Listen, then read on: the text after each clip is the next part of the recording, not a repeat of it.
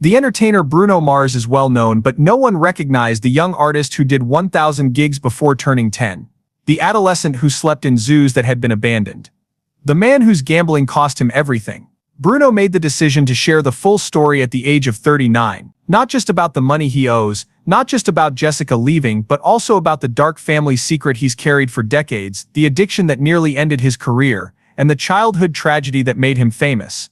Everything will be altered by what he disclosed. When most children were still learning to read, Bruno Mars was only 4 years old. 5 days a week he was already doing 2 shows every night while others played with toys. He became the star of his family's musical act, Wiki. Because he mimicked Elvis Presley's dances like he was born to do and donned a small glitter jumpsuit, they called him Little Elvis. He was so talented that in front of 40,000 spectators he stole the show during the 1990 Aloha Bowl halftime show at the age of 5. He had an appearance on the Arsenio Hall show at age 6. He then earned $600 for a single day of work in the 1992 film Honeymoon in Vegas, where he played a minor part. Later on he made a joke about it being his first time living in Vegas. He had done about 1,000 gigs before he was even 10 years old. Something deep inside is built by that kind of beginning. Perhaps this explains why he claimed it felt like recess years later when he was practicing for the Super Bowl halftime show. However, life wasn't always that bright. The family performance came to an end when Bruno was 12 years old due to his parents' divorce. All of a sudden the stage lighting and funds were gone. Wherever they could, Bruno, his father and his brother slept. Occasionally on Wiki rooftops, occasionally in a yellow '93 Cadillac, and once even at an abandoned bird zoo where peacocks cried all night long. They would sneak into hotel pools to take a shower because they lacked a proper restroom. Often dinner consisted of 7-Eleven Spam musubi. They were left without electricity for 5 months. Since they were unable to purchase amplifiers, he practiced his guitar by moonlight. Children at school made fun of him for dressing in second-hand clothing, but Bruno persisted. He was able to pay for demo recordings and bus fare by earning $75 per night by mimicking Michael Jackson. He was hardened from that struggle. After hearing his demo in 2003, record labels declared he should be the next Ricky Martin. His singing in Spanish was what they desired. He didn't write in Spanish, but that wasn't what he wanted. Being a Latin artist according to a label was not what he wanted. So he chose Bruno, a name from his early years. Bruno Sammartino, a well-known wrestler, was the target. He also included Mars. Why? Because he was so certain that you must be from Mars, a female once told him. He was 18 when he relocated to Los Angeles in June 2003. With just $600, 3 demo CDs and the name Bruno Mars scrawled on his luggage tag, he got off the plane. He lived in 4 different places during his first year, including a small Koreatown studio with 6 other males and a $40 per night motel on Sunset. Despite never having touched DJ equipment, he lied his way into a DJ position on Van Nuys Boulevard in order to survive. After 2 nights he was dismissed, but the $75 he earned kept his phone from shutting off. There were weeks throughout that summer when he just ate 99-cent Jack-in-the-Box tacos. He received an offer from Motown in February 2004. It had just 3 pages. "I've seen breakfast menus thicker than that," Bruno said. The label was unsure on how to handle him.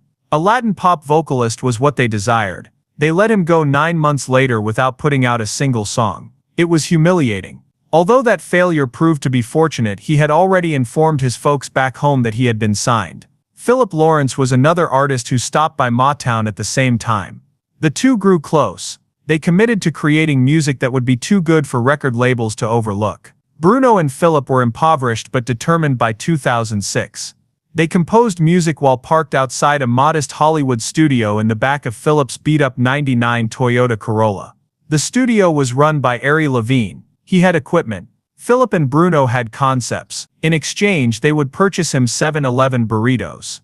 Every time a beat or chord felt nice, they would exclaim, "That's a smid." Thus they came to be known as the Smedgingtons.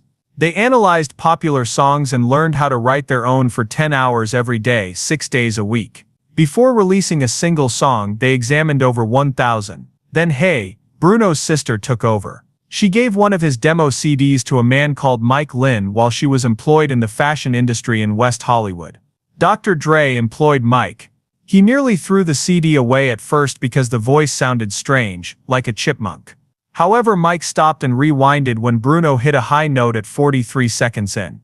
He took Bruno to Record One Studios for a meeting. Although they didn't make a deal offer, Bruno felt greatly encouraged that someone significant had taken notice.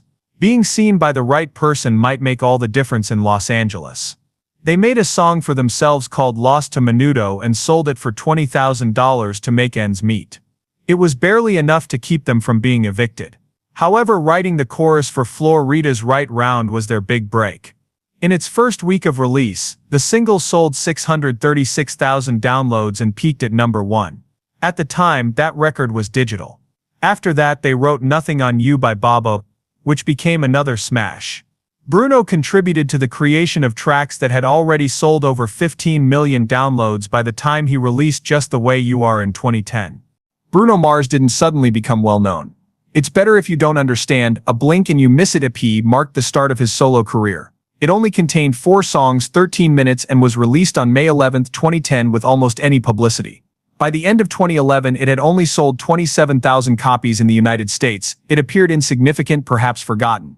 However, the tunes that would form the foundation of something far larger were concealed within that brief EP. He published Doo-Wops and Hooligans in October 2010, just 5 months later. That one was quite powerful. The record, which was produced on a $70,000 budget without the use of samples, went 7 times platinum in the US and sold over 15 million copies worldwide by 2020. It remained on the official albums chart for 400 weeks in a row in the UK alone. That's over 8 years, longer than Thriller or Abbey Road.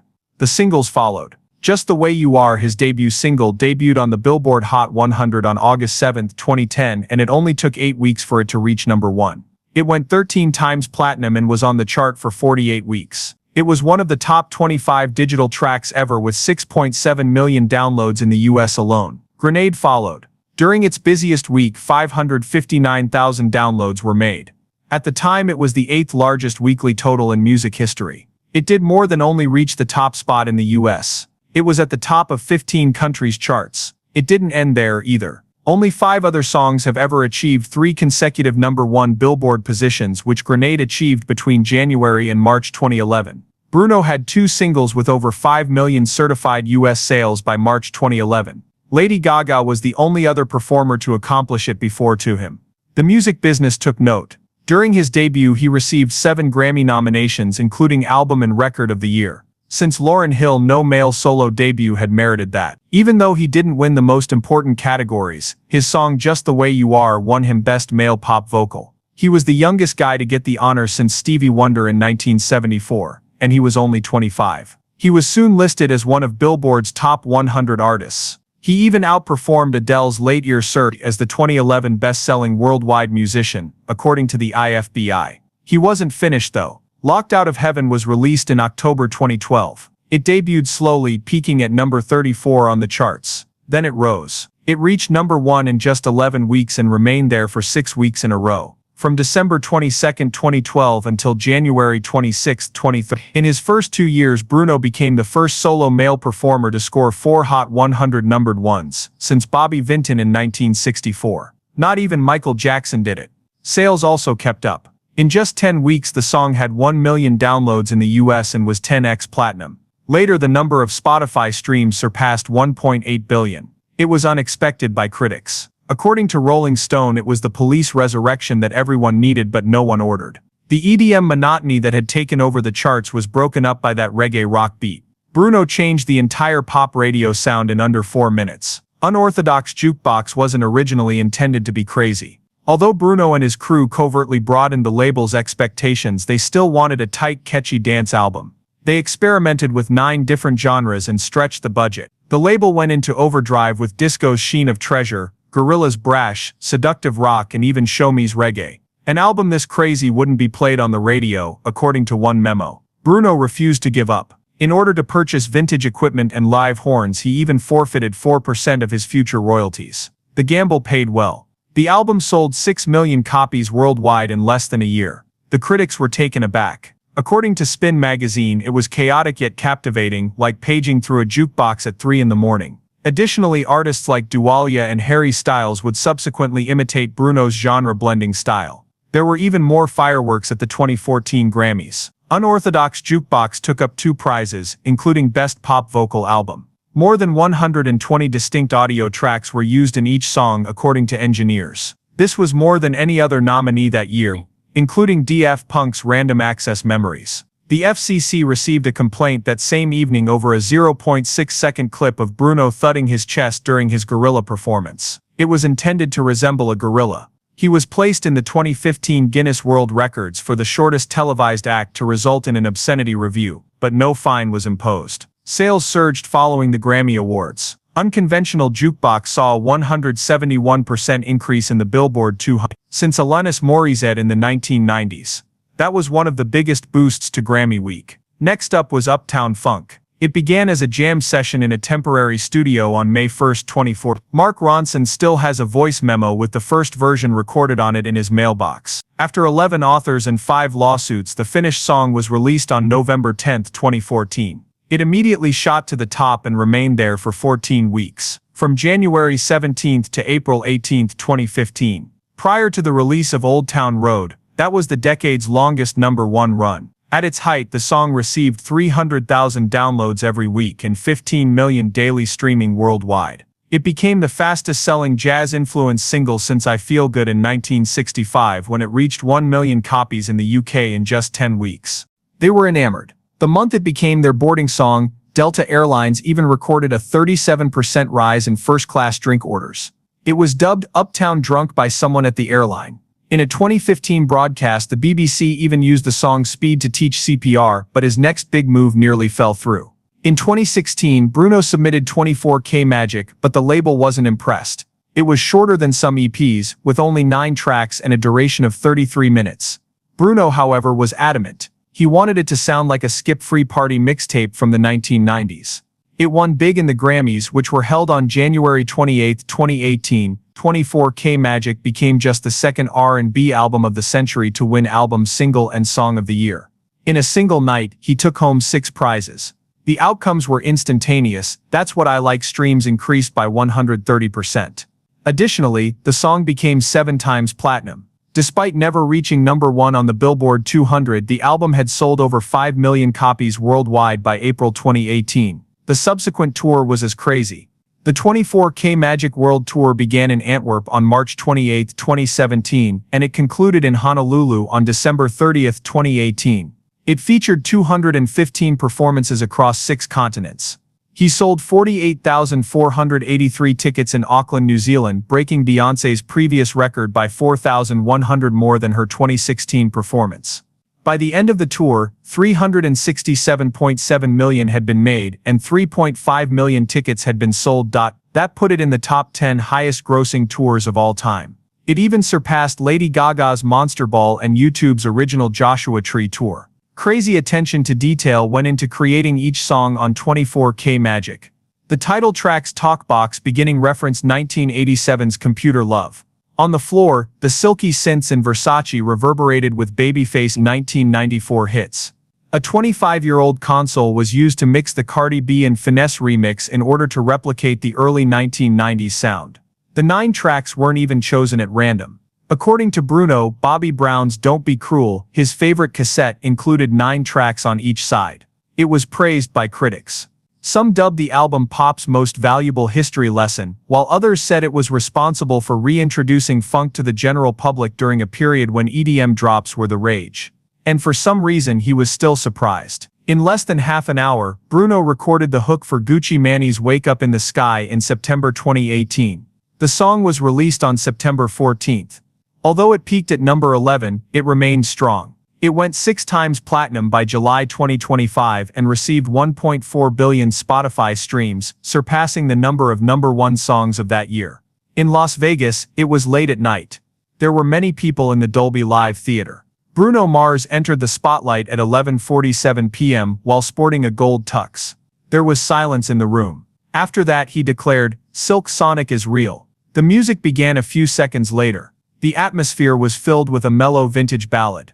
The song Leave the Door Open was released for the world to hear at precisely 12:01 a.m. People loved it, not just liked it. It immediately peaked at #4 on Billboard before rising to the top in just 4 weeks. It remained there for a whole 2 months. The song had received over 2.3 billion Spotify plays by the middle of 2022. Silk Sonic wasn't only authentic, they couldn't be stopped.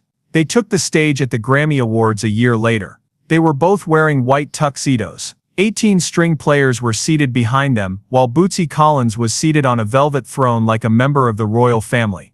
The audience stood up after the song concluded. Leave the Door Open won Best R&B Performance, Song of the Year, and Record of the Year that evening. In November, their CD An Evening with Silk Sonic was released. It was documented in the traditional manner, all analog, one room, and no sophisticated software. In the greatest possible way, it sounded like 1973. More than 104,000 vinyl copies were sold in the first week alone. In almost 3 decades, that was the largest vinyl debut for an R&B artist. Everything was handled carefully. Bruno recorded 16 distinct renditions of a single song using only the snare drum. At 3:07 a.m., Anderson .Dopic played his last drum solo on 777, following hours of tequila-fueled playing. Only one take. It only required that. Silk Sonic's tour generated around $145 million from just 37 performances by the end of 2022. That amounts to over $4 million every night. A single ticket cost up to $6,500 for some enthusiasts. It's not awful for a band trying to achieve a vintage sound in the digital era. Then the surprise arrived. A message was issued by Bruno on August 16, 2024, 8 p.m. PST. Bring some tissues. Nobody was sure what to anticipate. Lady Gaga smiled when she dropped a die a few minutes later. It was everywhere. It received 27.4 million plays in a single day, breaking streaming records. That went beyond Adele's Easy on Me. The music video had the feel of a film. The film used for the shoot was an old 16 mm 2. It was all black and white. There were only 2 voices, a single chandelier, and a final dance with Morse code flashes that admirers subsequently deciphered. The song reached multi-platinum in 32 countries and topped the charts for 18 consecutive weeks. It was a money-making machine in addition to being well-liked. It made about $1 million a day in publishing during its busiest week. That tune was worth more than $11 per second. Bruno and Gaga sang it at the 2025 Grammy Awards, accompanied by a gospel choir. Bruno was referred to as a human saxophone after he struck a lengthy, strong note that lasted longer than 11 seconds. On Twitter, that moment was trending #1. The last vocal was performed in a single take, which may have been the most bizarre aspect. Bruno had just slammed a bottle of tequila against the studio wall at 4:12 a.m. At 3:18 in the song, you can really hear the glass shattering. He did not remove it. According to him, it gave the song a genuine sense. Next up was a Blackpink song featuring Rosé. On TikTok, she hinted to it with a 9-second guitar riff. 42 million people viewed it in just 12 hours. The entire song peaked at number 3 on the Billboard Hot 100 when it was released. The largest ever K-pop female duet debut. In just 19 hours, the neon-lit color-flashing film received 100 million views on YouTube. Records were broken by that. Rose was performing at Sophie Stadium 9 months later when the lights went out. Then Bruno showed up. The stadium blew apart. It was louder than a jet engine according to sound meters. 1.2 tons of confetti fell as the two of them sang AP. Spotify recorded a 300-fold increase in the song's streaming volume the same evening, surpassing 80%. It abruptly returned to the top of the charts nearly a year after it was first released. People had been curious about the meaning of An Even. Bruno finally gave an explanation. It meant dance after the party. He claimed that song was inspired by a night in 2019 in Buenos Aires when he and Rose danced until dawn. Although Bruno's phone is locked, there is a video of it. He jokingly said that only Rihanna is capable of opening it. More than 3 billion streams of the song had been made by August 2025, and the duet brought $48 million in merchandise sales to Blackpink's global tour. Bruno's influence continued to expand across genres. But something more intimate was taking place behind all the lights and documents. Bruno first met Jessica Cabin at a New York hotel restaurant in the spring of 2011, well before the Grammys and tours. She had just left an audition for a modeling job. He had just wrapped up a performance. They gazed at each other for 40 minutes. He remained still. Then at last he approached. Long after the chairs had been stacked and the lights had gone out, they continued to converse until 2 in the morning. She left everything and relocated across the nation to be with him in less than a year. She initially slept on an inflatable mattress as he traveled the globe. But they created a life gradually. By 2014, they owned a dog named Geronimo and a house in Studio City. Bruno didn't discuss her much. In one interview, he referred to her as my rock before moving on. He wouldn't discuss it much, not even the sad tune. When I was your man. It felt like bleeding on tape, he added. It was assumed that he penned it amid a difficult time with Jessica. She hardly ever attended gatherings. Just 3 red carpets in 13 years, followed by nothing. Additionally, enthusiasts discovered something odd in late 2024. She stopped posting on her anniversary. Bruno took a solo flight to Tokyo a few days later. In order to conceal her initials, he had worn the gold necklace she had given him backwards. Then someone commented on Jessica's January 2025 beach shot. If she and Bruno had broken up, a fan inquired. She responded, "I will always celebrate and be happy for all of his continued achievements," cheering with only 15 words from a distance. However, that was sufficient to set the internet on fire. Digging began. She had been in San Juan for Christmas with her parents. He performed in Vegas on New Year's Eve. They hadn't spent a December apart for more than 10 years. They were allegedly leading different lifestyles, according to sources. Others claimed that despite his best efforts, he continued to perform in Vegas. Here's the odd bit though. A split was never verified by them. He is still followed on Instagram by her. He continues to enjoy her posts about her clothing brand. The house is still co-owned by them. When she's in town, some claim she stays in the guest room. She was even spotted backstage at one of his May gigs, according to some, although no pictures were ever released. Everything began on March 15, 2024. It didn't matter that a segment on News Nation didn't cite any sources. The assertion was so outrageous that it caught fire. They claimed that after accruing gaming debt, Bruno Mars owed MGM Resorts almost $50 million. He was purportedly paying it off through his Park MGM residency gigs in order to pay it off. The internet took off in a matter of hours. Without question, gossip blogs replicated the number. Posts stating that MGM now essentially owned him went viral on Reddit. It was also picked up by talk shows. Shannon Sharpe even revealed to his audience that he had heard that Bruno allegedly lost $17 million at a blackjack table in a single night. Whether it was true or not made no difference. The picture was too flawless. An international music artist who sings about wealth and gold is actually imprisoned by a pile of debt from casinos. It was designed to make viral news. A hashtag that Bruno broke went viral in just 2 days. And all of a sudden more than 4 million Google results contained the term Bruno Mars 50 million or debt. It all stemmed with a single anonymous allegation. On the same day, MGM Resorts made a prompt response that was straightforward rather than involving evasive public relations rhetoric.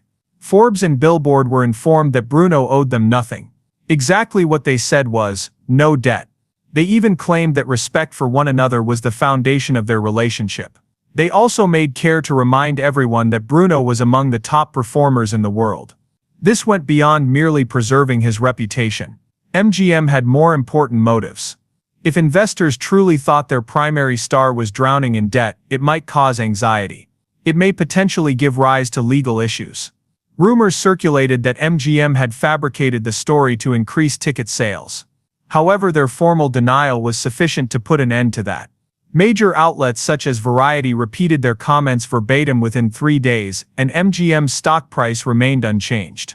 It appeared like Wall Street accepted their claims. However, Bruno didn't make a dull announcement.